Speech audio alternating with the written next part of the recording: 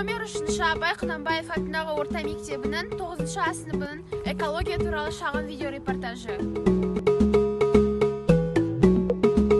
Халқымыз табиғатты анаға теңеген. Себебі табиғатта барлық заттар өсіп өнеді. Қазіргі таңда адам баласына ядролық апаттан гөрі табиғи экологиялық апаттар қауіп төндіреді. Бүгінгі шығарылым әлемге қауіп төндіретін экологиялық проблемалар жөнінде болмақ.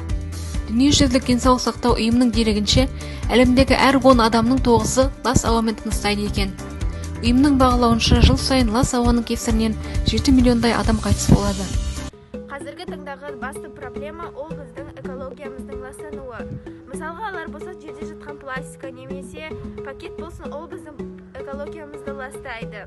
Ол заттар өздігінен өзі жоқ болып кете алмайды, себебі олар ғасырлар бойы тұра алатын зат. Карантин экономикаға оңай болмағанымен экологияға қолайлы болып тұр. Табиғат ұзақ жылдан бері бірінші рет кең тыныстап, дамыл тапты. Аспан шайдай ашылғанын айтады экологтар. Карантинге жабылған елдер мен қалалардың әсерінен экологияның сәл болса да оңалғаны байқалады.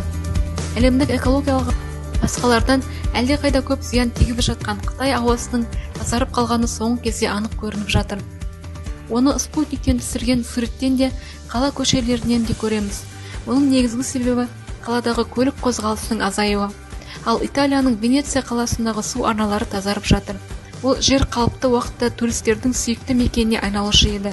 Бірақ мемлекетте карантин жариялағандықтан су тазарған. Балықтар мен дельфиндер арналарға қайта оралуда. Карантинде көлік кептелісінен көз ашпайтын Астана мен Алматы қалаларында көмірқышқыл газы мен азот тотығы қалыпты жағдайдан 2 есеге азайған.